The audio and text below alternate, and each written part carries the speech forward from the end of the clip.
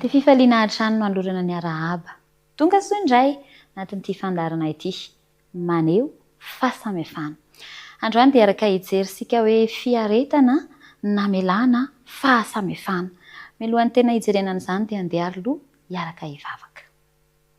Andriamanitra ray, misaotra hatranony amin'ny fotoana fahanay miaraka, irinay ny ahazo hery manokana indray amin'ity androany ity, koa ianao no aoka hiteny aminay tsirairay avy ary ny fanahinao masina no hiasa aty anatinay. Misaotra indrindra'Andriamanitra amin'ny anaran'i Kristy. Amen. Fiaretana namelana fahasamifahana. Hijery ohatra anankiray indray isika amin'ity androany ity ka andeha aloha ho resahana amintsika izay voalaza ny Timoty faharoa toko faha 4:5-7 sy ny 7:7 manao hoe tamin'ny nandaharako voalohany analatsiny ny tenako dia tsy nisy nomba fa nandao avokoa izy rehetra, kanefa ny tompo nitsangana teo anilako ka nampahery ahy mba ho tanterahana tokoa ny ataoko ny fitoriteny ary mba ho ren'ny jentilisa rehetra izany. Paoly no miteny eto. Paoly tokoa tadidinao hoe ilay nanenjika ny kristianina fatratra fa izany fa saingy tonga kristianina mafana fo tato aoriana ary tratra ny fanenjehana ihany koa.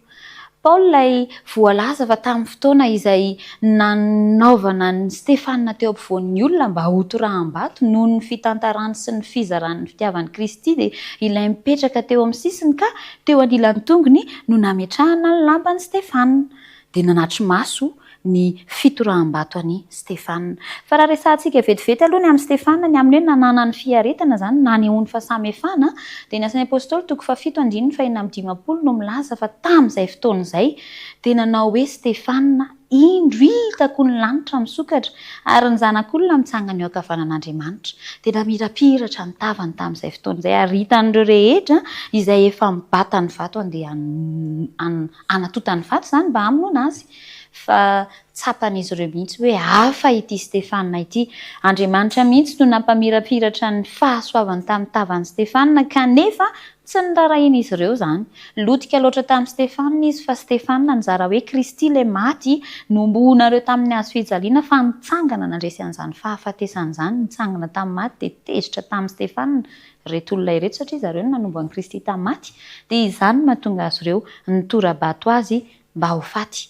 Hitany mihitsy ilay tarehan'i Stefanina namirapiratra ny fahasoavan'Andriamanitra fa tsy nirarahiny fa ho toraham-bato ihany ny ao anatin'ny sainy. Ary teo am-piaretan'i Stefanina niaritra an'izany hoe efa hambava ahoana ny fahafatesana izany ny fiainany no mbola nangataka tamin'Andriamanitra, niaraka tamin'ilay tarehiny indrandra ny feno famirapiratany voninahitr'Andriamanitra dia mbola hoy izy tamin'Andriamanitra. Ny asan'ny apôstôly toko 7:5 milaza an'izany hoe Tompo, aza tao helony anie izao ta izao.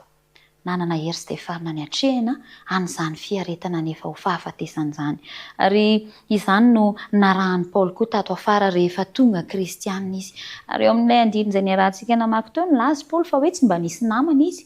Paoly tokoa avy ao an-tranomaizina no nentina ny fatotra andeha ho tsaraina. Tsy mba nanana mpisolo vavy, tsy mba nanana namana, tsy mba nisy nanohany fa izy dia izy rery ihany. Fa tamin'izay fotoana izay koa ny endrika sy ny tavan'i Paoly izay tazan'ireo nitangorona nandritra n'ilay fitsarana dia endrik'olona maneho fito ny tsaina. Raha toa ka ny reto izay tsara azy izany dia endrika amin'ny fiferotanaina sy maneho hoe olona tezitra, maneho hoe olona manana olana amin'ny fiainana.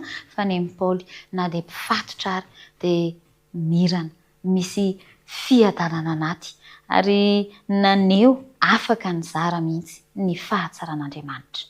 Ny azo antoka na ho an'i Stefanina na ho an'i Paoly dia ny firaisan'izy ireo amin'Andriamanitra no nahafahany nijoro ka naneho an'izany fahasamifahana hoe tamin'ny endriny na teo anatrehan'ny ho fahafatesana ary ho an'i Stefanina na teo anatrehan'ny hoe mifatotra dia tsy manana n'izaniza tamin'ny fitsarana ary ny Paoly dia naneho fa manana Andriamanitra. Ary tamin'ny alalan'izy ireo mbola nahafahana nampiseho ary nampanaiky ny hafa nanova ny fo vato mihitsy hoe misy Andriamanitra. Ary Andriamanitra afaka manome fahatsarana na hoe fahasoavana eo amin'ny fiainanao.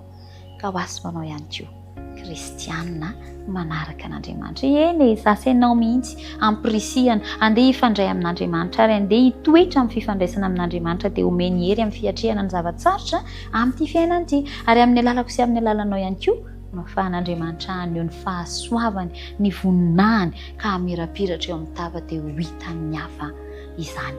Ary izy anie no ampitoetra ny fanahiny ato amiko sy aminao mba hitarika asenao ifandray aminy amin'ny fotoana rehetra. Ary sasenao ao anatin'izany zany dia ahita fifaliana na dia miatrika zava-tsarotra ary. Irenao ve ny mba hiaina fifaliana na dia sarotra ary ny hatrehana amin'ity fiainana ity, na manahoana fisedrana mety ho hatrehana dia olona manana fitoniana sy afaka maneho ny voninahitr'Andriamanitra hatrany ka amin'ny alalako sy amin'ny alalanao tahaka ny tamin'ny alalan'i Stefana sy Paoly no ahitan'ny hafa ny fitiavan'Andriamanitra ihany koa. Raha izao fiainana izao manko dia tsy tahaka ny tamin'izany, fa raha mahita ny fitiavan'Andriamanitra mampiavaka ny olona dia hanatona an'Andriamanitra.